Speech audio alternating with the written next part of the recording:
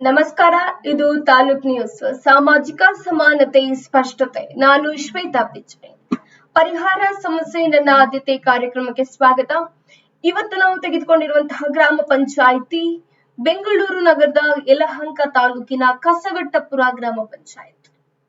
ಈ ಒಂದು ಕಸಗಟ್ಟಪುರ ಗ್ರಾಮ ಪಂಚಾಯಿತಿಯ ಬಗ್ಗೆ ತಿಳಿದುಕೊಳ್ತಾ ಹೋದ್ರೆ 2011ರ ಜನಗಣತಿಯ ಪ್ರಕಾರ ಇಲ್ಲಿನ ಒಟ್ಟು ಭೌಗೋಳಿಕ ವಿಸ್ತೀರ್ಣ 190.31 ಹೆಕ್ಟೇರ್ಸ್ ಗಳಷ್ಟು ಕಂಡು ಬರುತ್ತೆ. ಇನ್ನು ಇಲ್ಲಿನ ಒಟ್ಟು ಜನಸಂಖ್ಯೆ 2011ರ ಜನಗಣತಿ ಪ್ರಕಾರ ನೋಡ್ತಾ ಹೋದಾಗ ಒಟ್ಟಾರೆಯಾಗಿ ಇಲ್ಲಿ 2660 ಜನರಿದ್ದಾರೆ. ಅದರ ಮಹಿಳೆಯರ ಪಾಲು 1580 ಆದ್ರೆ ಪುರುಷರ ಪಾಲು 1380 ಆಗಿದೆ. ಇನ್ನು ಇಲ್ಲಿನ ಸಾಕ್ಷರತಾ ದರ, ಒಟ್ಟು ಸಾಕ್ಷರತಾ ದರ ಲಿಟರಸಿ ರೇಟ್ ಏನಿದೆ ಅದನ್ನ ನೋಡ್ತಾ ಹೋದಾಗ ಇಲ್ಲಿ 74.14% ಇದ್ರೆ ಮಹಿಳೆಯರ ಪಾಲು ಇಲ್ಲಿ 69.06% ನಾವು ಕಾಣಬಹುದು. ಇನ್ನು ಪುರುಷರ ಪಾಲು 88.84% ನಾವಿಲ್ಲಿ ಕಾಣಬಹುದಾಗಿದೆ. ಇನ್ನು ಇಲ್ಲಿನ ಒಟ್ಟು ಮನೆಗಳ ಸಂಖ್ಯೆ ಅಂತ ಬಂದಾಗ ಒಟ್ಟಾರೆಯಾಗಿ ಇಲ್ಲಿ 655 ಮನೆಗಳನ್ನ ನಾವು ಕಾಣಬಹುದು. ಈ ಒಂದು ಏನಿದೆ ಕಸಗಟ್ಟಪುರ ಗ್ರಾಮ ಪಂಚಾಯಿತಿ ವ್ಯಾಪ್ತಿಯಲ್ಲಿ. ಇನ್ನು ಇಲ್ಲಿನ ಒಂದು 2009ರ ಅಂಕಿ ಅಂಶಗಳ ಪ್ರಕಾರ ಆಗ ತಾನೇ ಈ ಒಂದು ಕಸಗಟ್ಟಪುರ ಅಂತಕ್ಕಂಥದ್ದು 2009ರಲ್ಲಿ ಒಂದು ಗ್ರಾಮ ಪಂಚಾಯಿತಿಯಾಗಿ ಮಾರ್ಪಾಡಾಗುತ್ತೆ. ಇನ್ನು 2019ರ ಅಂಕಿ ಅಂಶಗಳನ್ನ ನೋಡ್ತಾ ಹೋದಾಗ ಇದು ಯಲಹಂಕ ವಿಧಾನಸಭಾ ಕ್ಷೇತ್ರಕ್ಕೆ ಸೇರುತ್ತೆ. ಇನ್ನು ಲೋಕಸಭಾ ಅಂತ ಬಂದಾಗ ಇದು ಚಿಕ್ಕಬಳ್ಳಾಪುರಕ್ಕೆ ಸೇರುತ್ತೆ. ಯಲಹಂಕ ಈ ಒಂದು ನಿಟ್ಟಿನಲ್ಲಿ ನೋಡ್ತಾ ಹೋದಾಗ ಪ್ರಸ್ತುತವಾಗಿ ಕಸಗಟ್ಟಪುರ ಗ್ರಾಮ ಪಂಚಾಯಿತಿ ವ್ಯಾಪ್ತಿಯ MLA ಯಾರಪ್ಪ ಅಂತಂದ್ರೆ SR ವಿಶ್ವನಾಥ್ ಅವರು. ಇನ್ನು MP ಡಾಕ್ಟರ್ ಕೆ ಸುಧಾಕರ್ ಅವರು ಇರ್ತಾರೆ. ಇನ್ನು ಈ ಒಂದು ಗ್ರಾಮ ಪಂಚಾಯತಿ ಕಾರ್ಯಕ್ಷೇತ್ರ ಏನಿದೆ ಇದು BBMP ಇಂದ 15 ಕಿಲೋಮೀಟರ್ ದೂರದಲ್ಲಿ ಇರತಕ್ಕಂತಹ ಕಾರಣವಾಗಿ ಇಲ್ಲಿ ಮುಖ್ಯವಾದ ಹಲವಾರು ಆರ್ಥಿಕ ಚಟುವಟಿಕೆಗಳು ನಡೆಯುತ್ತೆ. ಹಲವಾರು ಆರ್ಥಿಕ ಚಟುವಟಿಕೆಗಳಿಗೆ ಇದು ಕೇಂದ್ರ ಬಿಂದು ಅಂತೆಲ್ಲ ಹೇಳ್ಬೋದು. ಹಲವಾರು ರೀತಿಯ ಉದ್ಯೋಗಗಳು ಕೂಡ ಇಲ್ಲಿ ದೊರಕುವಂತದ್ದು. ಇನ್ನು ಈ ಒಂದು ಗ್ರಾಮ ಪಂಚಾಯಿತಿ ವ್ಯಾಪ್ತಿಯನ್ನ 8 ಗ್ರಾಮಗಳಾಗಿ ವಿಂಗಡಣೆ ಮಾಡಲಾಗುತ್ತೆ. ಆ 8 ಗ್ರಾಮಗಳಿಗೆ 33 ವಾರ್ಡ್ಗಳು ಬರುತ್ತೆ. ಈ 33 ವಾರ್ಡ್ಗಳಲ್ಲಿ ನಮ್ಗೆ ಸಿಕ್ಕಿರ್ತಕ್ಕಂತಹ ದಾಖಲೆಯ ಪ್ರಕಾರ 32 ಜನ ಚುನಾಯಿತ ಪ್ರತಿನಿಧಿಗಳಿದ್ದಾರೆ ಅಂತ ಹೇಳ್ಬೋದು. ಇನ್ನು ಒಟ್ಟಾರೆಯಾಗಿ ಇಲ್ಲಿನ ಈ ಒಂದು ಗ್ರಾಮ ಪಂಚಾಯತಿ ಕಾರ್ಯಕ್ಷೇತ್ರದ ಶಿಕ್ಷಣ ವ್ಯವಸ್ಥೆಯನ್ನ ನೋಡ್ತಾ ಹೋದ್ರೆ ಖಾಸಗಿ ಮತ್ತೆ ಸರ್ಕಾರಿ ಒಟ್ಟಾರೆಯಾಗಿ ಇಲ್ಲಿ ಒಟ್ಟು 5 ಶಾಲೆಗಳನ್ನ ನಾವು ಕಾಣಬಹುದು. ಇನ್ನು ಇಲ್ಲಿನ ಕಂದಾಯ ವ್ಯವಸ್ಥೆ, ಈ ಒಂದು ಕಸಗಟ್ಟಪುರ ಏನಿದೆ ಈ ಒಂದು ಗ್ರಾಮ ಪಂಚಾಯತಿ ವ್ಯಾಪ್ತಿಯ ಕಂದಾಯ ವ್ಯವಸ್ಥೆಯನ್ನ ನೋಡ್ತಾ ಹೋದಾಗ ಇಲ್ಲಿ ಒಟ್ಟು ಬೇಡಿಕೆ ಇರುವಂತದ್ದು 7,32,33,248 ರೂಗಳು. ಆದ್ರೆ ಇಲ್ಲಿ ಇದುವರೆಗೂ ಒಟ್ಟಾರೆ ಸಂಗ್ರಹ ಆಗಿರ್ತಕ್ಕಂಥದ್ದು 1,65,70,70,004 ರೂಗಳು. ಇನ್ನು ಬಾಕಿ ಇರ್ತಕ್ಕಂಥದ್ದು ಬ್ಯಾಲೆನ್ಸ್ ಉಳಿದಿರುವಂತಹದ್ದು 5,66,32,244. ಸೊ ಇರ್ತಕ್ಕಂಥದ್ದು ಒಟ್ಟಾರೆಯಾಗಿ 7 ಕೋಟಿ ಆಗಿರುವಂತಹದ್ದು ಕೇವಲ 1 ಕೋಟಿ, ಸುಮಾರು 1 ಕೋಟಿ ಅಷ್ಟು. ಇನ್ನು ಉಳಿದಿರ್ತಕ್ಕಂಥದ್ದು 5 ಕೋಟಿ ಉಳಿದಿದೆ. ಈ ಒಂದು ಗ್ರಾಮ ಪಂಚಾಯಿತಿಯ ಒಂದು ಚುನಾಯಿತ ಸದಸ್ಯರನ್ನ ಮಾತಾಡಿಸ್ತಕ್ಕಂಥ ಪ್ರಯತ್ನವನ್ನ ನಾವು ಮಾಡಿದ್ವಿ. ಕಾರ್ಯಕ್ರಮಕ್ಕೆ ಅವ್ರನ್ನ ಕರೆತರ್ತಕ್ಕಂತಹ ಪ್ರಯತ್ನವನ್ನ ಮಾಡಿದ್ವಿ. ಹಲವಾರು ಜನ ಅದಕ್ಕೆ ಸ್ಪಂದನೆಯನ್ನ ನೀಡಿದ್ದಾರೆ.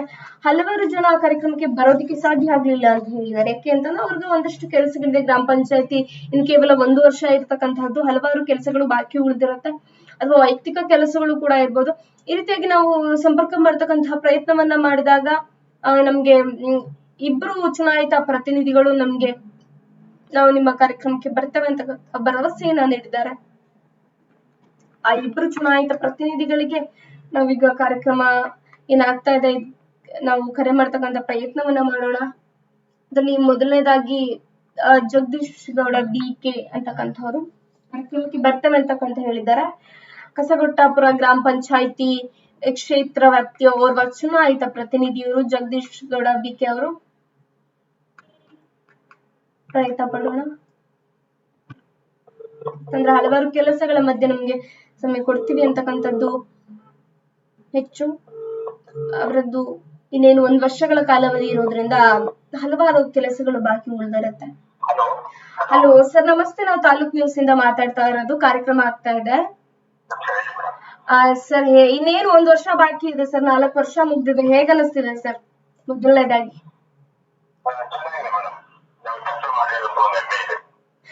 ಆತ್ಮತೃಪ್ತಿ ಇದೆ. ಸರ್ ಈಗ ಏನಂತಂದ್ರೆ ಒಂದಷ್ಟು ಪ್ರಚಾರ ಮಾಡೋ ಸಮಯದಲ್ಲಿ ಜನರಿಗೆ ಭರವಸೆಯನ್ನ ನೀಡಿರ್ತೀರಿ. ಈಗ 4 ವರ್ಷದಲ್ಲಿ ಹಲವಾರು ಕೆಲಸ ಮಾಡಿದ್ದೀರಾ. ಸೊ ಜನರ ಸ್ಪಂದನೆ ಹೆಂಗಿದೆ ಸರ್? ಪ್ರತಿಕ್ರಿಯೆ ಹೇಗಿದೆ?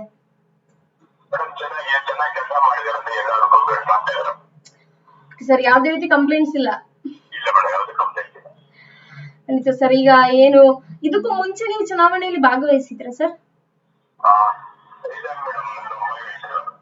ಇದು ಫಸ್ಟ್ ಟೈಮ್. ಮುಂದಿನ ಅವಧಿಗೆ ಏನಾದ್ರೂ ಭಾಗವಹಿಸ್ತಕ್ಕಂಥ ಯೋಚನೆ ಇದೆಯಾ ಸರ್? ಸರ್ ಈಗ ಏನಂತಂದ್ರೆ ಈಗ ಒಂದು 5 ವರ್ಷ ಇನ್ನೇನ್ ಮುಗಿಯುತ್ತೆ, ಇನ್ನು 1 ವರ್ಷ ಇದೆ. ಇನ್ನು ಮುಂದೆ ನಿಮ್ಗೊಂದು 5 ವರ್ಷ ಕೊಡ್ತೀವಿ ಅಂತಂದ್ರೆ ಇನ್ನು ಕೆಲಸಗಳು ಬಾಕಿ ಇದೆಯಾ ಸರ್ ಮಾಡೋದಿಕ್ಕೆ 5 ವರ್ಷದಲ್ಲಿ?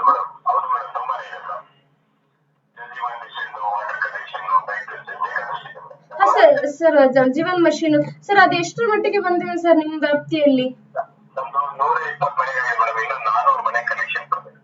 ಸರ್ ಈಗ ಇನ್ನು ಉಳಿದಿದ್ದ ಮನೆಗಳಿಗೆ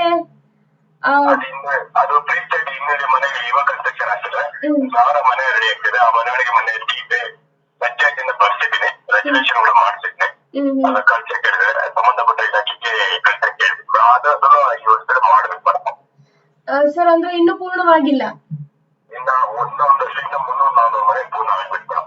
ಸರ್? ಅಂದ್ರೆ ಅದು ಫುಲ್ ಕಂಪ್ಲೀಟ್ ವರ್ಕ್ ಆಗಿದೆಯಾ ಸರ್? ಆ ಮನೆಗಳಿಗೆ ನೀರು ಬರ್ತಾ ಇದೆಯಾ ಸರ್ ಇದ್ರ ಮೂಲಕ? ಸರ್ ಈಗ ಏನು ಒಂದಷ್ಟು ಮನೆಗಳು ಕಂಪ್ಲೀಟ್ ಆಗಿದೆ ಅಲ್ವಾ, ಆ ಮನೆಗಳಿಗೆ ಸರಿಯಾಗಿ ನೀರು ಬರ್ತಾ ಇದೆಯಾ ಸರ್ ಈ ಯೋಜನೆಯಲ್ಲಿ? ಸೊ ಇನ್ನೊಂದು ವರ್ಷದಲ್ಲಿ ಇನ್ನೊಂದಷ್ಟು ಮನೆಗಳಿಗೆ ಮಾಡಿಸ್ತೀರಾ ಸರ್? ಈ ಜಲ್ ಜೀವನ್ ಮಿಷನ್ಗೋಸ್ಕರ ಈ ರಸ್ತೆಗಳನ್ನೆಲ್ಲ ಅಗ್ದು ಬಿಟ್ಟಿದ್ದಾರೆ ಎಲ್ಲಾ ಕಡೆಗೂ. ನಿಮ್ ಕ್ಷೇತ್ರದಲ್ಲಿ ಹೇಗಿದೆ ಸರ್? ರಸ್ತೆಗಳು ಸರಿಯಾಗಿ ಮಾಡಿದಾರ ಅವರು ಅಥವಾ ಹಾಗೆ ಬಿಟ್ಟಿದಾರ?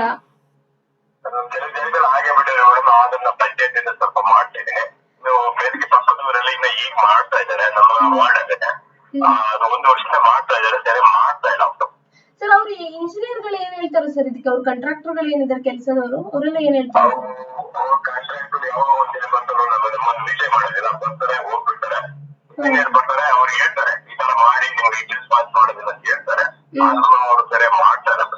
ಸರ್ ನೀವು ಕಾಂಟ್ಯಾಕ್ಟ್ ಮಾಡೋ ಪ್ರಯತ್ನ ಮಾಡಿದ್ರೆ ಸರ್ ಕಾಂಟ್ರಾಕ್ಟರ್ನ?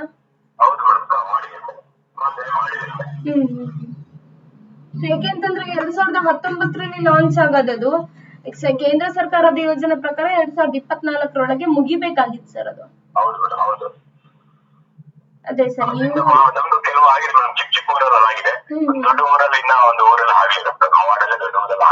Okay sir. ನೀವು ಇನ್ನೊಮ್ಮೆ ಪ್ರಯತ್ನ ಮಾಡಿ ಸರ್. ಯಾಕೆಂತಂದ್ರೆ ಒಂದಷ್ಟು ಅನುದಾನ ಬಂದಿರುತ್ತೆ. ಇವ್ರ ಕೆಲಸಗಳನ್ನ ನಿಧಾನವಾಗಿ ಮಾಡೋದ್ರಿಂದ ಊರ್ನವ್ರಿಗೆ ತೊಂದರೆ ಆಗ್ಬಾರ್ದು.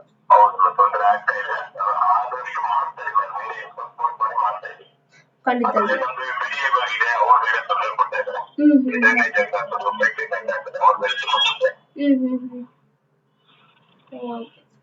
ಸರ್ ನಿಮ್ದು ಏನಿದೆ ಕೆಲಸಗಳಾಗ್ಬೇಕು ಅಂತಂದಾಗ ನಿಮ್ ಮಧ್ಯೆ ಒಗ್ಗಟ್ಟಿರ್ಬೇಕು ಸರ್, ಎಲ್ಲಾ ಮೆಂಬರ್ಗಳ ಮಧ್ಯೆ. ಈ ಒಗ್ಗಟ್ಟು ಹೇಗಿದೆ ಸರ್? ನೀವೇನೊಂದ್ ಕೆಲಸ ಮಾಡ್ಬೇಕಂದ್ರೆ ಎಲ್ರು ಸಪೋರ್ಟ್ ಮಾಡ್ತಾರ ಅಥವಾ ಎಲ್ಲ ಮೆಂಬರ್ಗಳ ನಡುವೆ ಒಗ್ಗಟ್ಟು ಸರ್? ಏನ್ ಚುನಾವಣೆಯಲ್ಲಿ ಗೆದ್ದಿದ್ದೀರಾ ನೀವು? ಸೊ ಎಲ್ಲರೂ ಕೋಆಪರೇಟ್ ಮಾಡ್ತಾ ಇದಾರೆ ಎಲ್ಲಾ ಕೆಲಸಗಳಿಗೂ? ಸರ್ ಇದು ಪಂಚಾಯತ್ ಕಟ್ಟಡ ಹೇಗಿದೆ ಸರ್? ಮುಖ್ಯವಾಗಿ ಅದು, ಯಾಕೆಂದ್ರೆ ಎಷ್ಟೋ ಪಂಚಾಯತ್ಗಳಲ್ಲಿ ಕಟ್ಟಡದ ವ್ಯವಸ್ಥೆನೆ ಸರಿ ಇಲ್ಲ ಅಂತ ಹೇಳ್ತಾರೆ.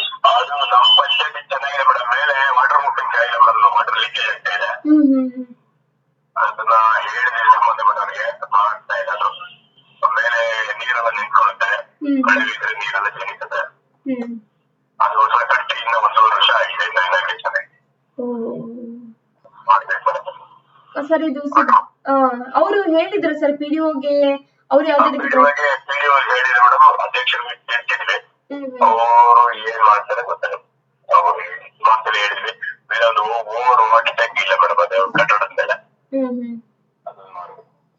ಸರ್ ಈ ಸಿಬ್ಬಂದಿ ವರ್ಗ ಹೆಂಗಿದೆ ಸರ್ ಆಫೀಸ್ ಅಲ್ಲಿ ಕೆಲಸ ಮಾಡ್ತಕ್ಕಂಥವ್ರು?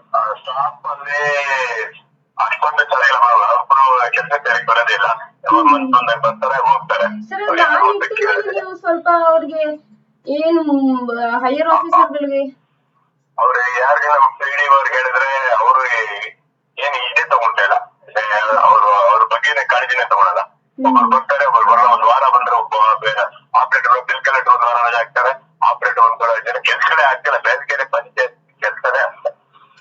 ಸಾರ್ವಜನಿಕರಿಗೆ ಉಪಯೋಗ ಆಗ್ತಾ ಇಲ್ಲ. ಉದ್ಘಾಟನೆ ಮಾಡ್ಬೇಕಾದ್ರೆ 5 ತಿಂಗಳು 6 ತಿಂಗಳು ಪೆಂಡಿಂಗ್ ಇಟ್ಕೊಂಡಿದ್ದಾರೆ, ಮಾಡ್ತಾ ಇಲ್ಲ ಮೇಡಮ್. ಯಾರು ದುಡ್ಡು ಕೊಟ್ಟರು ಅವ್ರು ಮಾಡ್ತಾರೆ. ಮೆಂಬರ್ಸ್ ಅಂತೂ ಅವ್ರು ಹೇಳಿ ಮೀಟಿಂಗ್ ಅಲ್ಲಿ ಕರೆಯಲ್ಲ, ಇಲ್ಸಲ್ಲ. ಮೆಂಬರ್ಸ್ ಗೊತ್ತಿದ್ದಂಗೆ ಅವರು ಖಾತೆಗಳು ಅವ್ರವರೇ ಮೀಟಿಂಗ್ ಮಾಡ್ಕೋತಾರೆ. ಹೌದು ಹೌದು ಮೇಡಮ್. ಸರ್ ಇದ್ರ ಬಗ್ಗೆ ಜನ ಏನ್ ಹೇಳ್ತಾರೆ ಸರ್? ಯಾಕೆಂದ್ರೆ ಒಂದು ಖಾತೆ ಆಗೋದಕ್ಕೆ 5-6 ತಿಂಗಳು ಅನಿಸಿದ್ರೆ ಬೈಕೊಳತ್ತಾರೆ ಮೇಡಮ್, ನಮ್ಮನ್ನೆಲ್ಲ ಬೈತಾರೆ. ನಾ ಬಂದು ಲೆಟರ್ಗಳು ಕೊಟ್ಟಿದ್ದಾರೆ, RT ಕಟ್ಟಿದ್ದಾರೆ, ಅವ್ರು ಏನಿಗೂ ರೆಸ್ಪಾನ್ಸ್ ತಗೊಂತಾ ಇಲ್ಲ. ಸರ್ ಈ ತರ ಆಗ್ಬಿಟ್ರೆ ಕೆಲಸ ಮಾಡೋರಿಗೂ ಕೂಡ ಕೆಲಸ ಮಾಡೋದಿಕ್ಕಾಗಲ್ಲ, ಜನರಿಗೂ ಒಂದು ಸ್ಪಂದನೆ ಇರೋದಿಲ್ಲ. ಜನರಿಗೆ ಸ್ಪಂದನೆ ಮಾಡಕ್ಕಾಗಲ್ಲ. ಸುಮಾರು ಬಂದು ಹೋಗ್ತಾರೆ, ಸರಿ ಕೆಲಸಗಳಾಗ್ತದೆ. ಪಂಚಾಯತಲ್ಲಿ ಸುಮಾರು ಖಾತೆ, ಸಾವಿರಾರು ಖಾತೆಗಳು ಪೆಂಡಿಂಗ್ ಇದೆ, ಬಡವರು ಸುಮಾರು ಕೆಲಸಗಳಾಗಬೇಕಾಗಿದೆ. ಹೇಳಿ ಸರ್ ಹೇಳಿ. ತೊಂದರೆ ಆಗ್ತಾ ಇದೆ ಸರ್ ಈ ನಿಟ್ಟಿನಲ್ಲಿ ನಾವು ಒಂದು ಪ್ರಯತ್ನ ಪಡ್ತೀವಿ. ಯಾಕಂದ್ರೆ ನಮ್ಮ ಪ್ರತಿನಿಧಿಗಳನ್ನ ಕಳಿಸೋದ್ರ ಮೂಲಕ ಊರಲ್ಲಿ ಒಂದಷ್ಟು ಖಂಡಿತ ಸರ್ ಆಡಿಟಿಂಗ್ ಮಾಡ್ತೀವಿ, ಎಲ್ಲ ಮಾಡ್ತೀವಿ. ಸುಮ್ಮನೆ ಬಿಲ್ಗಳೆಲ್ಲ ಪಾಸ್ ಮಾಡ್ತಾರೆ, ಮೆಂಬರ್ ಅಲ್ಲಿ ಎಲ್ಲ ಅವರೇ ಮಾಡ್ಕೊಂತಾರೆ. ಮೆಂಬರ್ಸ್ಗೆ ಗಮನಕ್ಕೆ ಯಾವುದೂ ತರೋದಿಲ್ಲ. ಓಕೆ, PDO ಕೂಡ ಹೀಗೇನೆ ಸರ್? ಹೌದು ಮೇಡಮ್, ಆಲ್ಮೋಸ್ಟ್ ಸರ್. ಯಾಕೆಂತಂದ್ರೆ ಒಂದಷ್ಟು ಕೆಲಸಗಳಾಗ್ಬೇಕು, ಇನ್ನು 1 ವರ್ಷ ಬಾಕಿ ಇರೋದ್ರಿಂದ 2 ವರ್ಷ ಮುಂಚೆನೆ ನಾವು ಲೆಟರ್ ಕೊಟ್ಟಿದ್ವಿ ಇದು ಪಂಚಾಯತ್ಗೆ. ಕೆಲಸ ಮಾಡ್ತಾ ಇಲ್ಲ, ಏನ್ ಮಾಡ್ತಾ ಇಲ್ಲ 1 ವರ್ಷ ಮುಂಚೆನೆ. ಸರ್ ಅವರು ಯಾವುದೇ ರೀತಿ ಕ್ರಮ ಕೈಗೊಂಡಿಲ್ವಾ?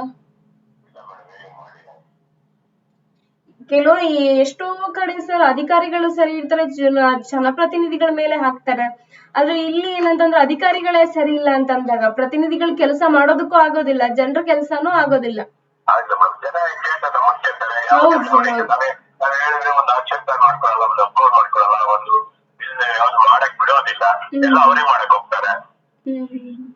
ಹಾಗಾಗಿ ನಮ್ಮ ಪಂಚಾಯತ್ ತುಂಬಾ ತೊಂದರೆ ಆಗಿದೆ. ಸುಮ್ಮನೆ ಬೇಕಾದ್ರೆ ಈ ಪಂಚಾಯತಿಗೆ 2-3 ಬಿಲ್ ಕಲೆಕ್ಟರ್, 5 ಜನ ಬಿಲ್ ಕಲೆಕ್ಟರ್ ವೇಸ್ಟ್. ಒಬ್ಬರೇ 2 ಇದ್ರೆ ಸಾಕಾಗಿದೆ ಈಗ. ಆಮೇಲೆ ಕ್ಲರ್ಕ್ಸ್ ಜನ ಇದ್ದಾರೆ, ಅಟೆಂಡ್ 3 ಜನ 4 ಜನ ಇದ್ದಾರೆ. ಸುಮ್ಮನೆ ತಗೊಂಡಿದ್ದಾರೆ, ಅವ್ರಿಗೆಲ್ಲ ಯಾರು ಸಂಬಳ ಕೊಡ್ತಾರೆ?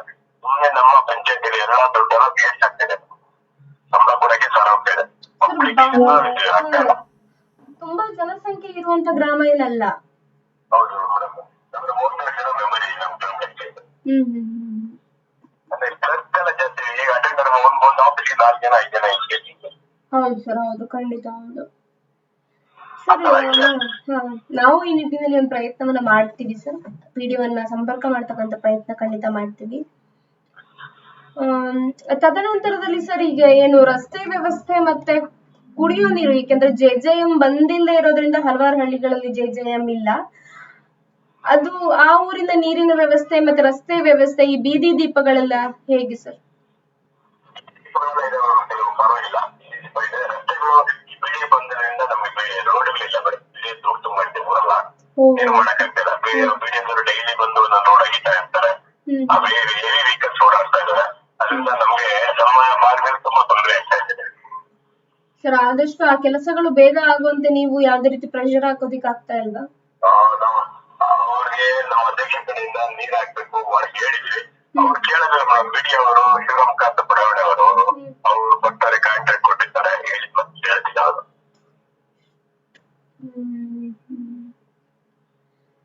ತುಂಬಾ ಫುಲ್ ಧೂಳಿದೆ ಮೇಡಮ್. ಎಷ್ಟು ಪರೀಕ್ಷೆ ಎಷ್ಟು ಕನ್ಸ್ಟ್ರಕ್ಷನ್ ಆಗುತ್ತೆ ತೊಂದರೆ ಇದೆ, ಆ ತರ ಆಗಿದೆ ಸರ್. ಇದು PDO ವ್ಯಾಪ್ತಿಗೆ ಬರೋದಿಲ್ವಾ? PDO ವ್ಯಾಪ್ತಿಗೆ ಬರೋದಲ್ಲ ಇದು? PDO ಇಲ್ಲ ಮೇಡಮ್, ಇದು ಪರೀಕ್ಷೆ ಬಾಡಿ ಬರ್ತಾ BDO ಅವರು ಮಾಡ್ಬೇಕದು. ಅವರು ರಿಸ್ಕ್ ತಗೋಬೇಕು. ನಾವು ಪಂಚಾಯತಿ ಅದೆಲ್ಲ ಮಾಡಕ್ ಬರೋದಿಲ್ಲ ಸ್ವಲ್ಪ. ಸರ್ ಮತ್ತೆ ಈ ಒಂದು ಏನು ಅಂಗನವಾಡಿಗಳಿದೆ, ಶಾಲೆಗಳೇನಿದೆ ನಿಮ್ಮ ಕ್ಷೇತ್ರದಲ್ಲಿ, ಅಲ್ಲಿನ ಟೀಚರ್ಗಳು ಹೇಗಿದ್ದಾರೆ ಸರ್? ಕೆಲವೊಂದು ಟೀಚರ್ಗಳು ಬರೋದೇ ಇಲ್ಲ ಕೆಲವೊಂದು ಅಂಗನವಾಡಿಗಳಲ್ಲಿ, ಆತರ ಸಮಸ್ಯೆ ಕೂಡ ಇದೆ. ನಮ್ಮ ವಾರ್ಡಲ್ಲಿ ಕನ್ನಡ ಬರ್ತಾ ಇದ್ದಾರೆ, ಯಾಕಂದ್ರೆ ನಮ್ಮ ಊರಲ್ಲಿ ಅಂಗನವಾಡಿ ಇದೆ, ಮಾಡ್ತಾ ಇದ್ದಾರೆ. ಸರ್ ಬಿಸಿ ಊಟ ಹೇಗಿದೆ ಸರ್? ಮತ್ತೆ ಈ ಬಾಣಂತಿಯರಿಗೆಲ್ಲ ಫುಡ್ ಕೊಡ್ಬೇಕು ಅಂತೆಲ್ಲ ಇರುತ್ತೆ ಅಂಗನವಾಡಿಯಿಂದ.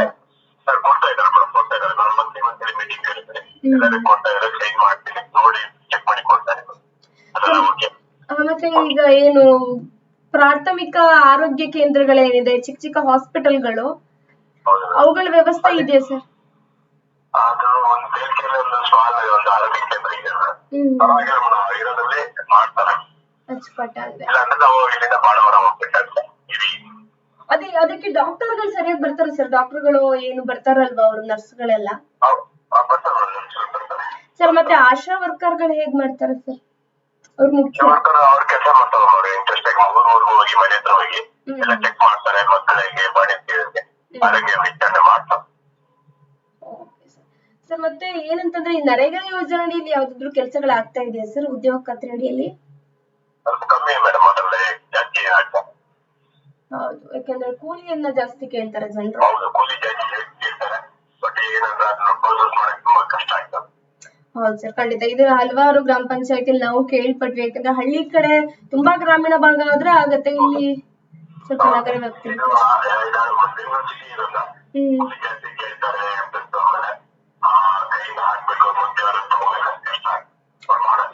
ಹೌದು ಸರ್. ಸೊ ಮತ್ತೆ ಈ ಟೈಮ್ ಟು ಟೈಮ್ ಏನ್ ಮೀಟಿಂಗ್ ಗಳಾಗತ್ತೆ, ಸಾಮಾನ್ಯ ಸಭೆ ಆಗಿರ್ಬೋದು, ಇವೆಲ್ಲ ಆಗ್ತಾ ಇದೆಯಾ ಸರ್ ಗ್ರಾಮ ಸಭೆಗಳು?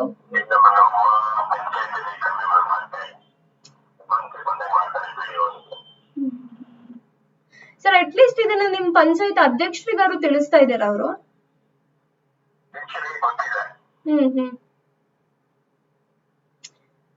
ಬಟ್ ಅವರು ಯಾವ್ದೇ ರೀತಿಯಾಗಿ ಅವ್ರಿಗೆ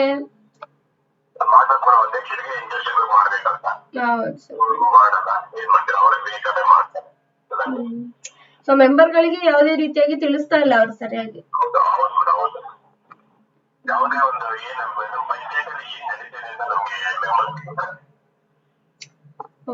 ನಾವು ಹಾ ಸರ್, ಅದೊಂದು ಪ್ರಯತ್ನ ಮಾಡ್ತೇವೆ. ಮತ್ತೆ ಯಾವ್ದಾದ್ರು ಕಾರ್ಯಕ್ರಮಗಳಾಗ್ತಾ ಇದೆಯಾ ಸರ್ ಜನಜಾಗೃತಿ, ಮಹಿಳೆಯರಿಗಾಗಿ, ಮಕ್ಕಳಿಗಾಗಿ?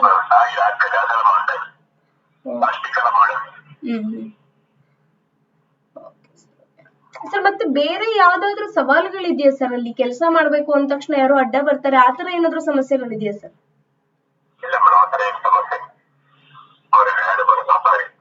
ಸೊ ಅದೇ ನಿಮ್ಗೆ ಅಧಿಕಾರಿಗಳು ಸರಿ ಇರ್ಬೇಕು, ಪಿಡಿಒಗಳು ಸ್ಪಂದಿಸಿದ್ರೆ ಕೆಲಸಗಳು ನಡೆಯುತ್ತೆ.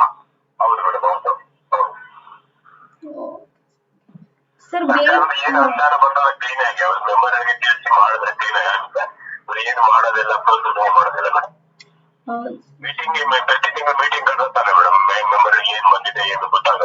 ಖಂಡಿತ, ಹೌದು ಸರ್, ಹೌದೌದು, ಪ್ರತಿಯೊಂದು ಮಾಹಿತಿನೂ ಬೇಕು. ಸರ್ ಮತ್ತೆ ಇವರು ಏನ್ MLA ಇದಾರೆ ಮತ್ತೆ MP ಇದಾರೆ ನಿಮ್ಮ ಕ್ಷೇತ್ರಕ್ಕೆ ಸಂಬಂಧಪಟ್ಟವ್ರ?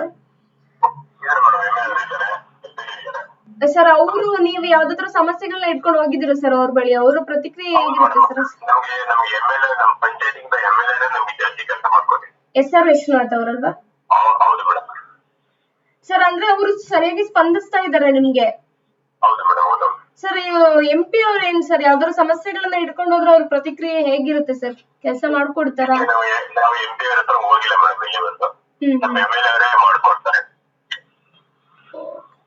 ಸರ್ ಮತ್ತೆ ಬೇರೆ ಅನುದಾನಗಳು ಈ ರಾಜ್ಯ ಸರ್ಕಾರ, ಕೇಂದ್ರ ಸರ್ಕಾರದ್ದು ಅಥವಾ MLA, MP, MLC ಕಡೆಯಿಂದ ಏನಾದ್ರು ಬರೋದೆಲ್ಲ ಕರೆಕ್ಟ್ ಆಗಿ ಬರ್ತಾ ಇದೆಯಾ ಸರ್?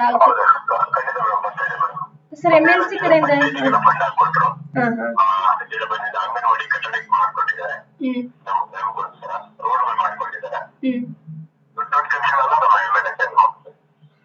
ಸರ್ MLC ಕಡೆಯಿಂದ ಏನಾದ್ರು ಫಂಡ್ ಇದೆಯಾ? ಸರ್ ಮತ್ತೆ ಏನಂತಂದ್ರೆ ಬೇರೆ ಕೆಲಸಗಳು ಯಾವ ರೀತಿ ಆಗ್ತಿದೆ ಸರ್? ಅಂದ್ರೆ ಯಾವ್ದಾದ್ರು ಹೊಸದಾಗಿ ಕಟ್ಟಡಗಳು, ಈ ಸಭಾಭವನಗಳು?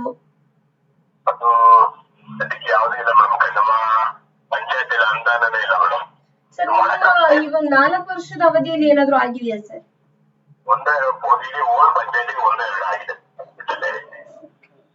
ಸೊ ನಿಮ್ಮ ಊರಿಗೆ ಯಾವ್ದಾದ್ರು ಮಾಡ್ಕೊಟ್ಟಿದಾರ ಸರ್?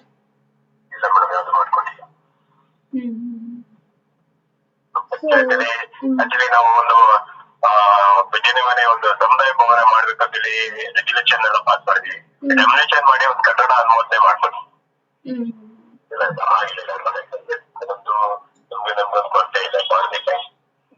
ಸೊ ನನ್ನ ಪ್ರಕಾರ ನಿಮ್ಮ ಪಂಚಾಯಿತಿಯಲ್ಲಿ PDOದು ಬಹಳ ದೊಡ್ಡ ಸಮಸ್ಯೆ ಆಗಿದೆ. ಸೊ ಯಾಕೆಂತಂದ್ರೆ ನೀವ್ ಹೇಳ್ದಾಗೆ ಒಂದು ಖಾತೆ ಟ್ರಾನ್ಸ್ಫರ್ ಮಾಡೋದಕ್ಕೆ ಅವ್ರು ಅಷ್ಟೊಂದು ತಿಂಗಳು ತೆಗೆದುಕೊಂಡ್ರೆ ಜನಸಾಮಾನ್ಯರ ಪರಿಸ್ಥಿತಿ ಏನಾಗ್ಬೇಕು ಸರ್? ವಯಸ್ಸಾದವರಿಗೆ ದಿನ ಬಂದು ವಿಚಾರಿಸೋದಕ್ಕೆ ಆಗೋದಿಲ್ಲ.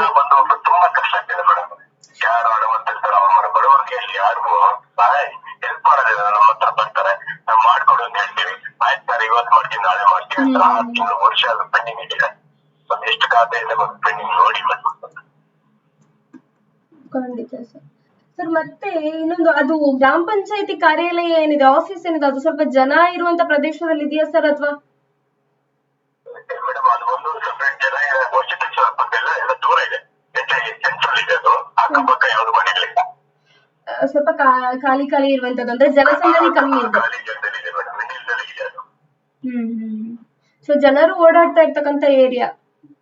ಜನ ಅಂದ್ರೆ ಮೇನ್ ರೋಡ್ ಇದೆ ಮುಂದೆ, ಜನ ಓಡಾಡ್ತಾರೆ, ಸೈಡ್ ಆಗಿದೆ, ಕಡಿಮೆ. ಅಕ್ಕಪಕ್ಕ ಮನೆಗಳು ಆತರ ಹಾಕಿ. Okay sir. ಸರ್ ಇನ್ನೇನಾದ್ರೂ ಹೇಳೋದಿದೆಯಾ ಸರ್ ನೀವು? ನಮಗೇನಿಲ್ಲ, ನಮ್ಗೆ ಬರೋ ಸರ್ಕಾರ ಬರೋ ಅಂದಾಗ ಕಾಂಟ್ಯಾಕ್ಟ್ ನಂಬರ್ಗೆ ಕೆಲಸ ಮಾಡ ಅಂತ ಹೋಗ್ಬೇಕು. ಕೆಲಸಗಳು ಬೀಳೋವರೆಗೆ ಅದು ನೀವು ತಿಳಿಸ್ಬೇಕು. ಏನು ಖಾತೆಗಳಾಗ್ತಾ ಇಲ್ಲ ಅದೆಲ್ಲ ಸರ್ ಮಾಡಿ ಸ್ವಲ್ಪ ಜವಾಬ್ದಾರಿ ತಿಳಿಸಿ. ಓಕೆ ಸರ್, ನಾವು ಆ ನಿಟ್ಟಿನಲ್ಲಿ ಪ್ರಯತ್ನವನ್ನ ಮಾಡ್ತೇವೆ. ನಮ್ಮಿಂದ ಆಗ್ತಕ್ಕಂತ ಸಹಕಾರವನ್ನು ನಾವು ಕೊಡ್ತೇವೆ ಸರ್.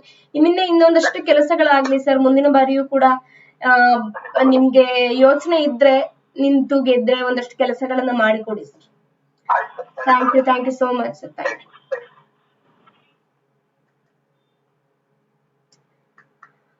ನೋಡಿದ್ರಲ್ಲ ವೀಕ್ಷಕರೇ, ಜಗದೀಶ್ ಗೌಡ ಅಂತಕ್ಕಂಥವ್ರು ಕಸಗಟ್ಟಪುರ ಗ್ರಾಮ ಪಂಚಾಯತ್ ಚುನಾವಣಾ ವ್ಯಾಪ್ತಿಯ ಓರ್ವ ಚುನಾಯಿತ ಸದಸ್ಯ. ಕೆಲವೊಮ್ಮೆ ಎಷ್ಟೋ ಗ್ರಾಮ ಪಂಚಾಯತಿಗಳನ್ನ ನಾವು ನೋಡ್ತಾ ಹೋದಾಗ ಮೆಂಬರ್ಗಳು ಕೆಲಸ ಮಾಡೋದಿಲ್ಲ, ಚುನಾಯಿತ ಪ್ರತಿನಿಧಿಗಳು ಕೆಲಸ ಮಾಡೋದಿಲ್ಲ, ಬರೀ ಓಟ್ ಕೇಳೋದಕ್ಕೆ ಬರ್ತಾರೆ ಅಂತಾರೆ. ಆದ್ರೆ ಕೆಲವೊಂದು ಬಾರಿ ಏನಾಗುತ್ತೆ ಅಂದ್ರೆ, ಈ ರೀತಿಯಾಗಿ ಅವ್ರಿಗೆ ಕೆಲಸ ಮಾಡ್ತಕ್ಕಂತ ಮನ್ಸಿದ್ರು ಕೂಡ, ಹಲವಾರು ಯೋಜನೆಗಳನ್ನ ಇಟ್ಕೊಂಡಿದ್ರು ಕೂಡ ಅಧಿಕಾರಿ ವರ್ಗ ಸರಿಯಾಗಿ ಸ್ಪಂದನೆ ಕೊಡೋದಿಲ್ಲ. PO ಸರಿ ಇಲ್ಲ ಇದೆ, ಅವ್ರು ಯಾವ್ದೋ ಒಂದು ಸೈನ್ ಹಾಕ್ಬೇಕು, ಅವರು ಆಟ ಆಡಿಸ್ತಾ ಪ್ರಾರಂಭ ಮಾಡಿದಾಗ, ಆಟ ಆಡ್ಸೋಕೆ ಶುರು ಮಾಡಿದಾಗ ಇವರ ಕೆಲಸಗಳು ಬಾಕಿ ಉಳಿಯುತ್ತೆ. ಇನ್ನೇನ್ ಕೇವಲ 1 ವರ್ಷ ಇದೆ. ಒಂದು ಖಾತೆ ಟ್ರಾನ್ಸ್ಫರ್ ಅನ್ನ ಮಾಡೋದಕ್ಕೆ 6ರಿಂದ 7 ತಿಂಗಳನ್ನ ಇವ್ರು ತೆಗೆದುಕೊಂಡ್ರೆ, ಇನ್ನು ಇಷ್ಟು ದೊಡ್ಡ ಅನುದಾನಗಳನ್ನು ತೆಗೆದುಕೊಂಡು ಒಂದಷ್ಟು ಕೆಲಸ ಮಾಡೋದಕ್ಕೆ ಅವ್ರು ಬಹಳ ಸಮಯ ತೆಗೆದುಕೊಳ್ತಾರೆ. ಇದ್ರಿಂದ ಸಮಯ ವ್ಯರ್ಥ ಆಗುತ್ತೆ ಹೊರತು ಕೆಲಸಗಳಾಗೋದಿಲ್ಲ ಅಂತಕ್ಕಂಥದ್ದು ಇಲ್ಲಿ ಬಂದಿರತಕ್ಕಂತಹ ಮಾತು. ಈ ನಿಟ್ಟಿನಲ್ಲಿ ನಮ್ಮ ಪ್ರಯತ್ನ ಕೂಡ ಆಗ್ಲಿ, ನೋಡೋಣ. ಇನ್ನೋರ್ವ ಚುನಾಯಿತ ಪ್ರತಿನಿಧಿಗಳು ನಮ್ಮ ಕಾರ್ಯಕ್ರಮಕ್ಕೆ ಬರ್ತೇವೆ ಅಂತಕ್ಕಂಥ ಭರವಸೆಯನ್ನ ನೀಡಿದ್ರು. ಈಗ ಅವ್ರಿಗೆ ಪ್ರಯತ್ನವನ್ನ ಪಡೋಣ. ಸುಪ್ರಿಯಾ ಮೇರಿ ಅಂತಕ್ಕಂಥವ್ರು, ಸುಪ್ರಿಯಾ ಮೇರಿ ಎಲ್, ಇವರು ಕೂಡ ಕಸಗಟ್ಟ ಗ್ರಾಮ ಪಂಚಾಯತಿ ವ್ಯಾಪ್ತಿಯ ಓರ್ವ ಚುನಾಯಿತ ಪ್ರತಿನಿಧಿ.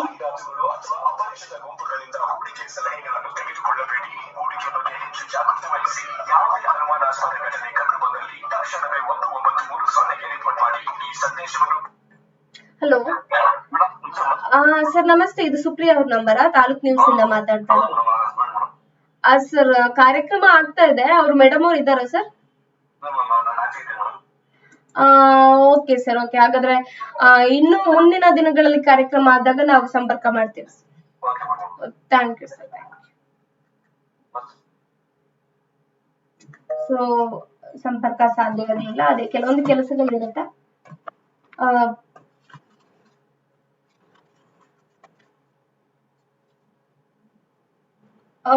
ನೋಡಿದ್ರಲ್ಲ ವೀಕ್ಷಕರೇ, ನಾವು ಒಬ್ರು ಚುನಾಯಿತ ಸದಸ್ಯರನ್ನ ಮಾತಾಡಿಸೋದಕ್ಕೆ ಪ್ರಯತ್ನ ಪಟ್ರಿ, ಒಬ್ರು ಸಂಪರ್ಕ ಸಾಧ್ಯ ಆಗ್ಲಿಲ್ಲ, ಇನ್ನೊಬ್ರು ಸಂಪರ್ಕಕ್ಕೆ ಬಂದ್ರು, ಒಂದಷ್ಟು ಮಾಹಿತಿಗಳನ್ನ ನೀಡಿದ್ರು. ಈ ನಿಟ್ಟಿನಲ್ಲಿ ನಮ್ಮ ಪ್ರಯತ್ನ ಕೂಡ ಮಾಡ್ತೇವೆ ಅಂತ ಹೇಳಿದ್ದೇವೆ. ನಾವು ಅವ್ರಿಗೆ ಹೇಳಿದಂತೆ ನಡ್ಕೊಳ್ತೇವೆ ಕೂಡ. ಒಂದಷ್ಟು ಪ್ರಯತ್ನವನ್ನ ನಾವು ಮಾಡ್ತೇವೆ, ನಮ್ಮ ಪ್ರತಿನಿಧಿಗಳು ಮಾಡ್ತಾರೆ. ಈ ರೀತಿಯಾಗಿ ಈಗ ಕಾರ್ಯಕ್ರಮವನ್ನ ಮುಕ್ತಾಯಗೊಳಿಸ್ತಾನೆ. ಇನ್ನು ಹೆಚ್ಚಿನ ಸುದ್ದಿಗಳಿಗಾಗಿ ನೋಡ್ತಾ ಇರಿ ತಾಲೂಕ್ ನ್ಯೂಸ್, ಸಾಮಾಜಿಕ ಸಮಾನತೆ ಸ್ಪಷ್ಟ.